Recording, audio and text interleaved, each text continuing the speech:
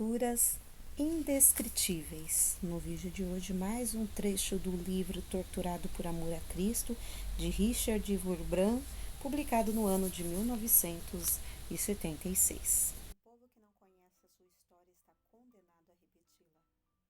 Análise histórica e crítica sobre o pentecostalismo universal. Se inscreva, curta e compartilhe.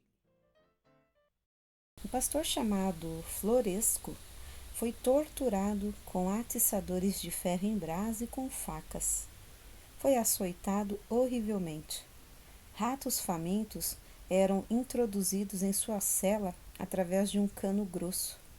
Ele não podia dormir, pois tinha que se defender o tempo todo. Se descansasse um só momento, os ratos o atacariam. Foi forçado a ficar de pé por 2 semanas, dia e noite. Os comunistas queriam forçá-lo a trair seus irmãos, porém não o conseguiram.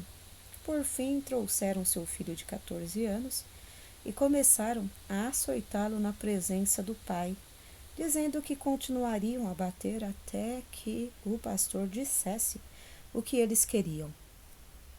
O homem, coitado, já estava quase louco.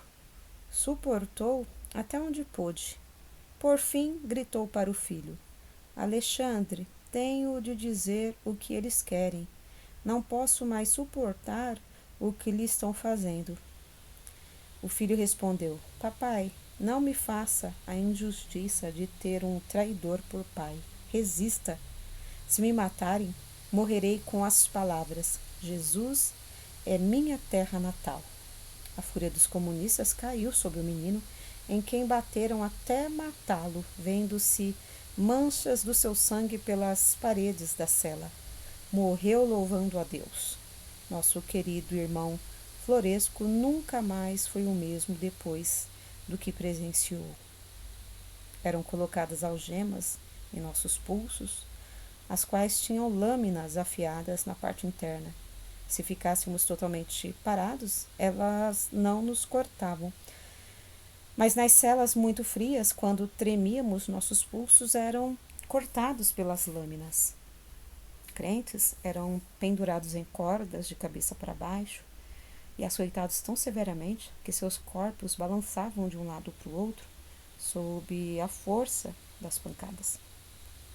Eram colocados em refrigeradores, celas refrigerantes tão frias que se formava uma camada de gelo na parte interna.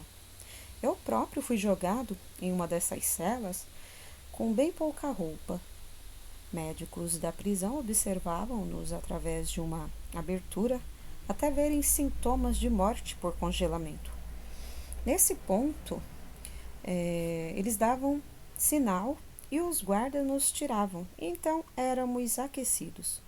Quando já estávamos adquirindo calor, éramos imediatamente colocados de novo nas celas congeladoras, e isto repetidamente. Descongelar e depois de congelar até 1 ou 2 minutos antes da morte, e então descongelaram novamente. Isto continuava indefinidamente. E até hoje, algumas vezes não suporto abrir um refrigerador. Na prisão chamada de Bonifácio, os comunistas fraturaram a cabeça de prisioneiros cristãos com macetes e espancaram outros com barras de ferro. O resultado: 70 feridos gravemente e 2 mortos. Um dos mortos foi o pregador Geraldo Alvarez. Suas últimas palavras foram: Pai, perdoa-lhes, porque não sabem o que fazem. Um de seus companheiros, Henrique Correa, tentou ajudá-lo, mas foi atingido por uma rajada de metralhadora, morrendo também no local.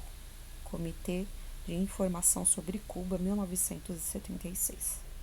Todo o mundo livre está sob ameaça eminente da ocupação pelos comunistas. Angola, antiga colônia portuguesa e um dos mais ricos países africanos, que nos últimos 8 anos triplicou suas exportações, e Moçambique, além de uma dezena de outras nações africanas, caíram nas mãos dos guerrilheiros comunistas, financiados e ajudados por modernas armas russas. Em Angola, de 12 a 15 mil soldados cubanos assassinaram 20 mil negros em apenas 5 dias. Nunca os estados colonialistas cometeram tal morticínio em massa. Ação Cristã de fevereiro de 76. Até quando os povos chamados livres assistirão impassíveis este avanço do comunismo? Nós crentes éramos colocados em caixões apenas um pouco maiores do que nós. Não havia lugar para qualquer movimento. Muitas dúzias de pregos com suas pontas afiadas como giletes eram colocadas por todos os lados. Enquanto estávamos perfeitamente quietos, tudo ia bem. Éramos forçados a permanecer nessas caixas horas a fio. Quando, porém, nos fadigávamos e tombávamos de cansaço, os pregos entravam em nosso corpo. Se nos movêssemos ou estremecêssemos um músculo, ali estariam os horríveis pregos. O que os comunistas têm feito aos crentes ultrapassa qualquer possibilidade de entendimento da mente humana. Já vi comunistas torturando crentes. Os torturadores demonstravam pelo rosto uma alegria imensa. Enquanto torturavam, bradavam: "Nós somos o diabo. Lutamos contra a carne e o sangue. Lutamos não contra a carne e o sangue, mas contra os principados e potestades do mal." Vimos que o comunismo não provém dos homens, mas do diabo. É uma força espiritual, uma força do mal, e só pode ser enfrentada por uma força espiritual mais poderosa, o Espírito de Deus. Muitas vezes perguntei aos torturadores: "Vocês não têm piedade no coração?" Comumente respondiam com uma citação de Lenin de que não se pode fazer omelete sem primeiro quebrar os ovos, e não se corta a madeira sem fazer os pedaços dela voarem. Eu replicava: "Eu também conheço tal citação de Lenin. Há, porém, uma diferença. Quando se corta um pedaço de madeira, ela não sente nada. Mas vocês estão lidando com seres humanos. Cada açoite produz dor, e não há mãe que choram." Era em vão. Eles são materialistas. Para eles, nada existe além da matéria, e o homem é para eles como madeira ou casca de ovo. Com tal crença, eles se enterram na incrível profundeza de sua crueldade. A crueldade do ateísmo é difícil de se acreditar. Quando o homem não crê na recompensa do bem ou no castigo do mal, não vê razão para ser humano. Não há como reprimir a ação do mal profundamente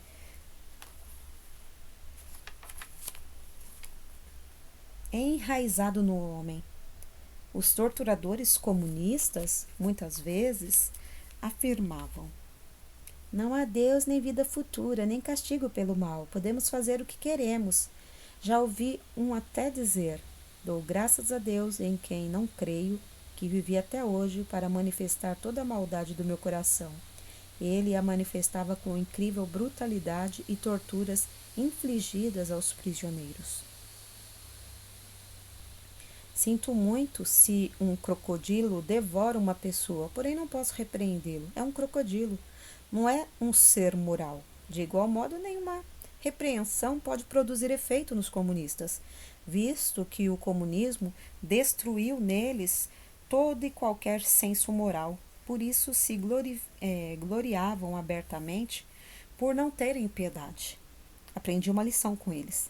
Assim como não deixavam lugar algum para Cristo em seus corações, também decidi não deixar nenhum lugar no meu para Satanás. Dei meu testemunho perante o Subcomitê de Segurança Interna do Senado norte-americano. Ali descrevi coisas horríveis, tais como crentes amarrados em cruzes por 4 dias e 4 noites. A seguir, eram as cruzes colocadas no chão, e centenas de prisioneiros tinham de atender suas necessidades fisiológicas em cima dos rostos e dos corpos dos quais estavam crucificados. Depois as cruzes eram de novo levantadas e os comunistas escarneciam: "Olhem para o Cristo de vocês, que bonito ele é e que fragrância traz dos céus." Descrevi como, depois de ficar quase louco pelas torturas, um compadre ortodoxo foi obrigado a consagrar fezes e urina humana para dar em comunhão aos cristãos. Isso aconteceu na prisão de Pestich, na Romênia. Depois Perguntei ao padre por que ele não preferiu morrer a participar dessa zombaria. Respondeu-me: não me julgue, por favor, sofri mais que Cristo. Todas as descrições bíblicas do inferno e as dores referidas no inferno de Dante não são comparáveis às torturas em prisões comunistas. Isto é apenas uma pequena amostra do que aconteceu em um e mais domingos na prisão de Piteste. Outras coisas não podem ser ditas aqui. Meu coração não suportaria repeti-las, tão horripilantes e obscenas para ser escritas. É isso, leitor, o que seus irmãos em Cristo passaram e estão passando hoje. O pastor Milan Raimovici foi realmente um grande herói da fé. As prisões estavam superlotadas e os guardas não nos conheciam pelo nome.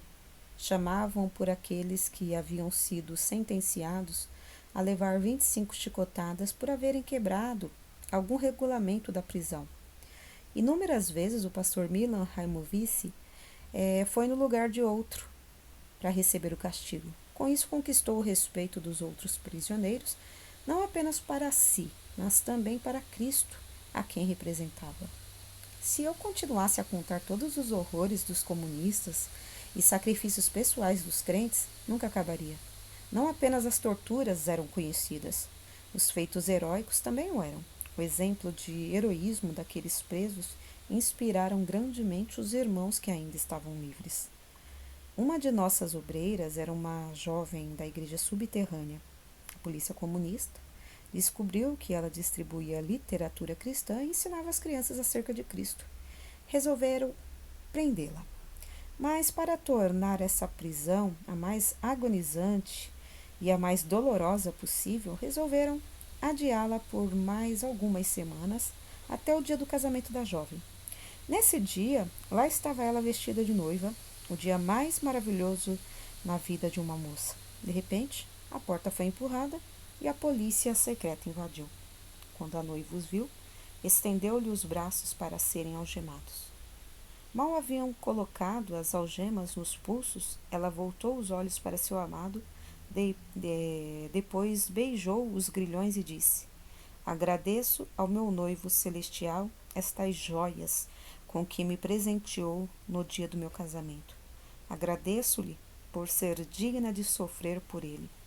Foi arrastada, deixando para trás os crentes e seu noivo a chorar. Estes sabiam o que acontece às moças crentes na prisão, nas mãos dos guardas comunistas. Depois de 5 anos foi libertada uma mulher alquebrada e destruída, aparentemente ter uns 30 anos. Seu noivo ainda a esperava. Ela afirmou que era o mínimo que poderia fazer por seu Cristo. Tão belos crentes se encontram na igreja subterrânea. O que é lavagem cerebral? Ocidentais provavelmente já ouviram falar de lavagem cerebral na Guerra da Coreia e agora no Vietnã. Eu próprio já passei por esse processo. É a mais horrível das torturas.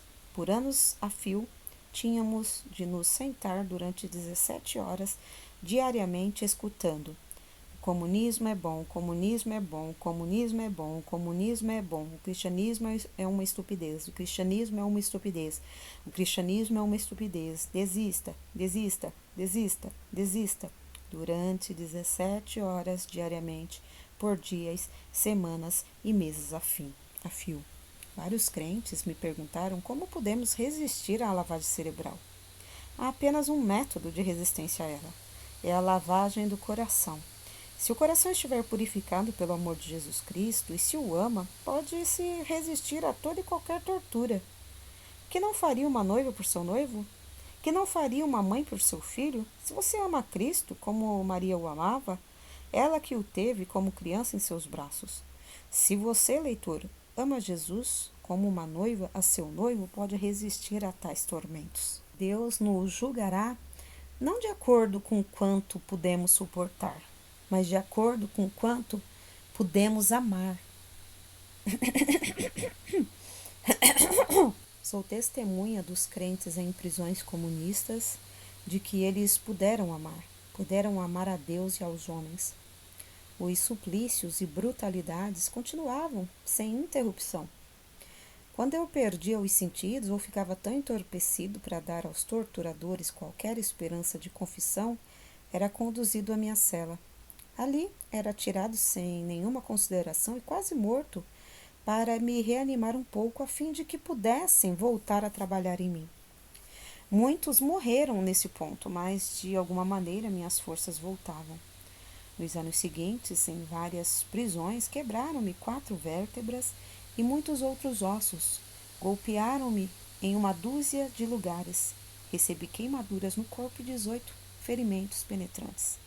Médicos em Oslo, Noruega, vendo tudo isto e as cicatrizes da tuberculose, que também tive naquele momento, declararam que o fato de estar vivo hoje é um puro milagre. Segundo seus livros de medicina, deveria eu estar morto há anos. Eu próprio reconheço ser um milagre. Deus é um Deus de milagre. Creio que Deus operou estas maravilhas para que muitos pudessem ouvir a minha voz bradar em favor da igreja subterrânea, detrás da cortina de ferro. Permitiu que eu saísse vivo para fazer soar bem alto a mensagem do sofrimento de vocês, fiéis irmãos. No próximo vídeo, breve período de liberdade, depois nova prisão. Porque nada podemos contra a verdade, senão pela verdade. 2 Coríntios 13:8. Se inscreva, curta e compartilhe. Análise histórica e crítica sobre o pentecostalismo universal.